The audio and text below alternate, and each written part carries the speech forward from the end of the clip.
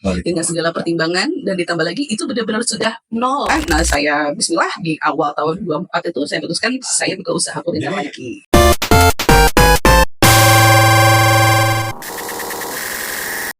Mbak Siva ini salah satu ownernya Mata Habitat. Iya. Hari ini dia datang ke sini bukan buat ngebahas brandnya sebenarnya, tapi lebih ngebahas Cerita aja deh ya. Cerita aja storytelling ya. Jadi awalnya pekerja apa? Sebelumnya saya bekerja. Sebenarnya jalanin usaha itu udah 3 kali ya. Pertama itu di 2018 saya punya usaha ayam bakar juga, nggak jauh-jauh. Jadi udah ayam dari 2018 ya. Jualan di kampus ya? Jadi I'm sorry. Gak pakai goodbye tapi ya. Aduh. Ini kalau pertama kali cewek di sini, Mbak. Ini tamu kita pertama kali cewek gitu. Jadi gongnya dong mas. Gongnya masih. Gak pakai gong sih aja. Jadi pertama tetap ayam. Udah ayam. Dari 2018 saya buka usaha. Pertengahan 2018 saya buka usaha dengan judulnya, mereknya itu M Captain serba 15 ribuan. Dulu kan masih ekonomis ya harga ayam ya, belum terlalu mahal. 15 ribu tahun 2018. Itu jajan anak SD berapa waktu itu ya? 2.000, 3.000 kali. Memang kalangan itu kan memang untuk SPG sales lah ya. Oh memang sasarannya pada saat itu karena kan buka daerah Tepan, sasarannya adalah Jambu 2. Oke, banyak SPG lumayan lah ya. Jambu 2 ya. Cuma pada saat itu karena terkendala masalah air di sana tempatnya juga memang kurang oke. Akhirnya berjalan kurang lebih hanya 6 bulan. 6 bulan berjalan karena saya rasa nggak oke. Akhirnya saya pilih kerja lagi. Pas pada saat itu memang qadarullah dapat awal kerja. Mau kerja lagi nggak? Dan aja sekian oke, jalan lagi lah, kerja lagi. Kan kerja nih pertama Mbak. Kerja terus tiba-tiba kenapa sih mutusin jadi pengusaha nih? Ya itu awalnya entah kenapa ya, dari saya kecil saya selalu ngucap saya pengen punya usaha makanan. Entah itu warung makan ataupun nanti kalau Allah izinkan jadi restoran. Itu selalu saya sebut karena saya suka makan gitu ya. Biasanya gitu ya. Iya, karena kebetulan Mama dan Bapak juga senang kalau Sabtu Minggu libur itu kerja, kita suka ajak makan keluar. Dicoba waktu itu dengan modal selesai kerja ya seadanya aja kita jalanin. Ya alhamdulillah berjalan ya. Cuman karena dia terkendala masalah tempat, masalah air juga ya, problemnya ada. Air itu vital banget ya, Mbak. Lumayan. Untuk air cuci piring aja kan saya harus beli. Air yang namanya air. Iya, untuk pokoknya itu kan. Jadi dengan berbagai pertimbangan akhirnya saya stop. Ya udah saya kerja lagi. Tapi hasrat bergebu untuk menjadi seorang entrepreneur masih mengabutus sama sekali. Begitu kena COVID lagi kerja, COVID 2020 kan. Cuma lagi, buka lagi usaha tuh ya. Buka usaha, dapat tahun kerja lagi. Itu usaha itu ayam juga. Ayam juga. Jadi saya bikin rice bowl, tapi lebih ke kayak Japanese food lah ya, karena kan chicken katsu jatuhnya ya, karena rice bowl itu kan chicken katsu, bukan ayam bakar pada saat itu. Chicken katsu, chicken teriyaki gitu kan ya. Ya udah berjalan kurang lebih setahun dapat tawaran kerja lagi. Jadi godaannya itu tawarin kerja lagi. Iya, karena kan memang ternyata ketika kita mau jalan usaha itu memang permodalannya harus kuat. Catat ya. Jadi ada kan yang banyak yang cuma nekat Mbak. Banyak kan cuma ngandelin, apalagi sekarang banyak idiom atau udah pokoknya bisa niat dulu deh gitu kan. Ada yang seperti itu kan. Ternyata modal juga harus nggak bisa dibohongin. Jadi pada saat berjualan itu mungkin juga karena manajemen keuangan saya masih buruk. Tapi kan learning by doing lama-lama kan. Iya, lama-lama saya belajar apa itu HPP, apa itu biaya produksi, biaya packaging, semua yang harus beda nggak sih HPP sama PHP? Oh itu PH itu harapan Jadi bisnis kedua ini, usaha kedua udah ayam juga. Tapi tetap kegoda dengan kerjaan lagi yang lumayan juga pemasukannya kan. Berjalan bekerja yang tadi yang menjadi staf notaris, terus berjalan hanya kurang lebih setahun, terus pindah lagi banting setir lagi ke sales mobil. Sales mobil, ya salah satu brand ya. Nggak apa-apa di Suzuki. Di Suzuki berjalan Tuh anehnya berjalan 9 bulan loh. 9 kayak udah waktunya lo udah 9 bulan jebol aja udah selesai gitu. Pas banget 9 bulan ya udah sempat stuck di rumah, sempat juga ngebantu orang tua karena kebetulan orang tua juga punya usaha. Sama kuliner juga Pak? Enggak, papa itu kebetulan ketemu sama teman-teman pesantrennya, sempat ada usaha bisnis juga di Pontianak. Jadi di Pontianak itu kita ada bisnis pasir silika, tambang pasir silika sama perumahan. Cuman karena di sana juga regulasinya terlalu panjang dan pas berpapasan dengan waktu pemilihan presiden dan pejabat-pejabat lainnya, jadi tertunda ya. Jadi kena hold dan akhirnya papa sama teman-temannya itu kebetulan sama dosen-dosen UGM lebih ke profesornya, ada salah satu profesor teman papa juga bikinlah obat herbal namanya itu Pibus lah ya, berjalan sampai akhir tahun 2023 berjalan. Nah saya bismillah di awal tahun 24 itu saya putuskan saya buka usaha kuliner lagi. Ini struggle-nya seorang entrepreneur ya, wanita lah ya, sosok wanita kan kadang-kadang kan banyak bapernya ya, kata orang-orang sini juga nggak tahu. Sebenarnya banyak banget. Don't mikir gimana gitu kan? Iya, rasa nggak bisa dipungkiri itu dalam masalah ya. Kadang-kadang kita iri hati ketika kita punya partner atau enggak teman kompetitor lah ya katakan. Dalam di tempat daerah saya itu juga kita sama-sama pedagang. Kok dia bisa rantai, kok saya sepi. Itu ini banget ya kayaknya ya. Itu butuh perjuangan untuk mendapatkan rasa itu susah gitu. Berat banget kok sampai gini.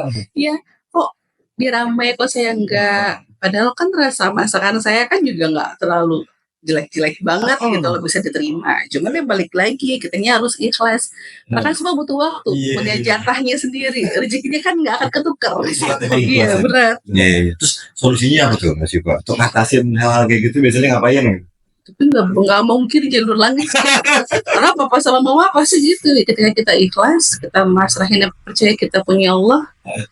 Ya udah mintain sama Allah aja. Ada katanya Mbak Siva pernah cerita nih, pernah ada satu pengalaman. Hari itu jualan tuh benar-benar nol ya? Pernah. Nah, ini boleh ceritanya. Itu nol gara-gara saya berantem sama mama saya. Nah, pagi tuh nggak pamit. Iya, saya berantem sama mama saya. Jadi bukan nggak pamit Silvi, kakak berangkat tetap pamit, cuma saya nggak cium tangan dan kita harus tulis minta ridho gitu loh. Saya biasanya cium tangan karena saya lagi emosi pagi. Ini perlu dicatat sama orang-orang. Iya. Itu wajib hukumnya ya. Wajib. Iya, masih ada. Mau berangkat, mau kerja, mau. Iya, dalam hal apapun itu kita harus minta izin sama orang. Kalau jauh by phone boleh nggak sih Mbak? Boleh. Boleh. Tetap ya, maaf Pak, kakak mau berangkat atau nggak saya mau berangkat. Jadi biasanya kayak gitu kan? Kita izin, minta restu, tiba-tiba hari itu nggak minta restu. Dan penjualan itu nol. Tuh, catat. Gitu benar. Sama sekali nggak dapat. Terus katanya ada jalur langit tuh. Nah, iya sekali waktu. Alhamdulillah pada saat itu memang saya nggak ada problem sama mama sama papa ya. Saya berangkat seperti biasa, pamit dari pagi sampai sore, belum buka bon sama sekali. Itu istilah kita ya, belum buka bon, belum dapat jualan.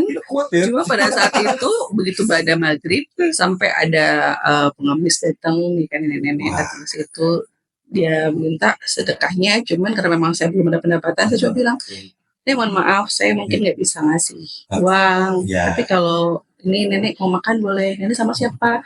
Saya sama cucu. Saya bikinin lah tuh. Dibungkusin 2 porsi buat neneknya sama cucunya. Saya bikin juga es teh manis, udah bungkus. Gak lama setelah itu 5-10 menit barakallah saya dapat rezeki. Tuh, jadi banyak nih.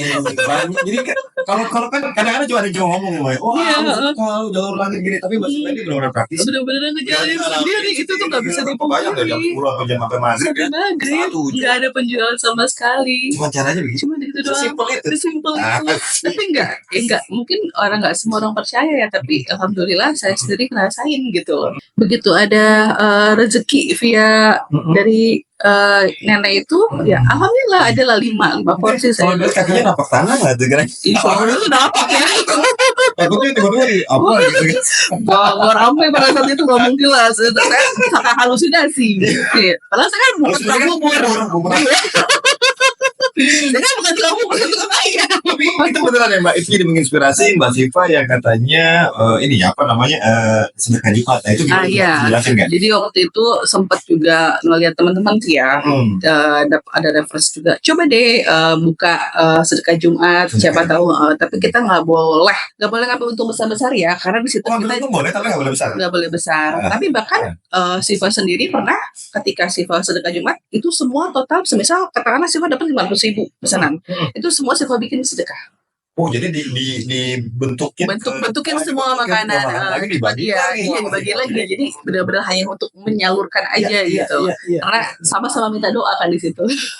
Jadi saya bagi, ada yang saya masukin tempat yatim piatu, ada yang saya bagi-bagi juga ke Ronis, gelendang di pinggir jalan. Mbak Siva sendiri ya turun ke lapangan? Iya, saya ke lapangan sendiri. Paling kalau dia suka dibantu sama anak. Gitu. Kita bagi-bagi langsung. Jadi berapa lama tuh Mbak Siva ini? Kurang lebih udah dari tengah tahun 2024. 2024. Iya. Ya. Terus misalnya ada teman-teman juga yang mau ikutan, misalnya saya mau dong ikutan berbagi misalnya gitu, itu apakah bisa nanti menghubungi? Boleh ke Kontaknya ada di Instagram di Mata Kabita di 0878 iya, teman 0878 5702 4352. Nah, atau ini offline-nya di jalan offline-nya di perumahan RSCM Jalan Masjid Asyifa Blok B3 nomor 11. Bogor. Jadi semua ada di Bogor kan?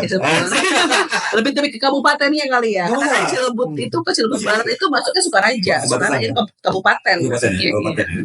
Tapi ada cerita mengharukan lagi nih. Semua. Mbak Siva ini berangkat ya usaha kan banyak kan naik turun ya. Ini masih banyak yang nggak nyangka kalau modalnya. Saya nggak bisa. Mbak Siva yang berapa awal modal beliau buka usaha? Awal modal buka usaha itu kurang lebih 1 juta. Enggak 3 juta. Karena waktu itu karena Siva masih nyambi jualan mobil, walaupun udah keluar dari Suzuki, masih jadi apa yang namanya kalau kita bilang mediator. Oke. Iya, mediator gitu ya. Saya jasa mediator. Tapi udah sering ke kantor walaupun mediator tetap. Iya, jadi saya enggak ke kantor. Enggak ke kantor, mediator untuk freelance mediatornya. Iya, freelance kita kan nggak digaji. Jadi alhamdulillah dari bekas Siva Canvas, konsumen Canvas ataupun dari iklan online offline itu ada yang menghubungi, pesanlah mobil, alhamdulillah dapatlah uang apa ya kalau kita bilang ya, refund lah ya, refund mobil, alhamdulillah itulah yang dijadikan jadi modal usaha. 100.000 itu gimana sama ceritanya? Oh iya, ceritanya gini. Akhir tahun 2024 kan sewa setahun ya di kedai waktu itu. Karena selama setahun kita review pendapatannya kurang baik, ya kurang baik, kurang menguntungkan, akhirnya diputuskanlah baliklah mundur ke rumah. Dengan segala pertimbangan dan ditambah lagi itu benar-benar sudah nol. Kondisi keuangan tuh benar-benar nol. Jadi pengusaha kelihatannya enak nih bos katanya gitu kan. Ternyata kadang-kadang gedean rekeningnya si karyawan dari mana? Ownernya. Ini ternyata banyak kayak gitu. Makanya kan dibilang selain kemauan yang kuat ya modal juga sebenarnya harus kuat. Itu sebenarnya.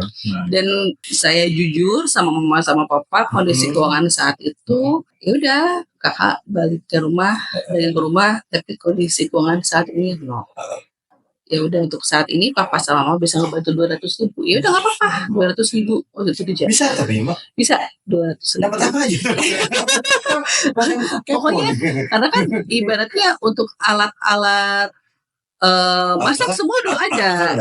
Cuma tinggal bahan pokoknya aja kan. Kita bisa memanage beli secukupnya dulu aja, nggak usah berlebihan. Pokoknya semua kita batasin lah ya. Ya dari 200 saya bagi 2, 100 untuk saya jualan ayam. Bahkan 100 saya coba untuk bikin catering harian. Menarik nih catering hariannya juga pernah banget. Catering harian ini gimana nih? Saya kan di perumahan. Jadi di komplek itu saya buka saya update jualan misalkan gini. Sekarang hari Rabu kan ya? Rabu saya ada Isya itu saya update menu harian untuk di hari Kamis. Ada misalkan katakanlah 3-4 menu gitu. Pemesanan terakhir jam 7 pagi gitu ya. Nah itu udah saya. Jadi dari uang segitu dengan menu catering harian yang baru keluar dari menu inti ayam bakar. Akhirnya bisa lah tuh bertambah pemasukannya berkembang. Dan dari 200.000 itu saya bisa bertambah menjadi 1 juta dalam kurun waktu 1 minggu. Ini banyak kan, inspirasi juga buat teman-teman kan. Jadi itu nggak boleh pantang menyerah. Jadi sih kalau banyak yang penting ada kemauan. Ada kemauan di situ. Mau capek. Nah ini Mbak terakhir ya, kan dari perjalanan Mbak Siva ya, nggak gampang juga nih. Misalnya ada yang orang mau kerja nih, dia sedang kerja, terus melakukan atau misalnya mau usaha juga gitu. Waktu Mbak Siva kerja kantoran, apakah nyambi usaha atau nggak memang full kalau kerja kalau usaha? Pernah kayak gitu nggak bisa. Malah nggak ada yang jalan. Malah nggak jalan. Jadi kerja di kantor juga terbengkalai, usaha juga terbengkalai. Jadi kalau Mas Ivan nih, ya udah kalau memang nggak kerja baru usaha. Iya, karena kerja. Jadi dan sekarang memutuskan itu ya. Memutuskan. Kenapa alasan terkuat Mas Ivan untuk usaha? Karena saya sukanya ngatur bukan diatur. Itu visi saya untuk nyari tempat usaha. Jadi teman-teman yang nggak mau diatur-atur boleh belajar sama Mas Ivan. Kita menjadi pengusaha di sini. Tergabung juga di Kulin ya. Iya, kebetulan saya juga menjadi anggota salah satu aliansi di Kota Bogor, namanya Kuliner Indonesia. Nanti kita undang itu siapa ketuanya ya? Ketua regional. Kita undang. Iya, Pak Priyono. Oke, makasih banyak Mas Ivan. Makasih banyak waktunya. Semoga sukses selalu ya. Amin ya Allah. Mata Kabita di TikTok ya? Mata Kabita di TikTok. Mata Kabita 88. Mata Kabita 88. Double K ya. Mata Kabita. Oh, Mata Kabita. Iya. Oke, Mata Kabita double K 88. Oke. Nah, kita catat juga di situ. Oke. Makasih. Ya, sama-sama.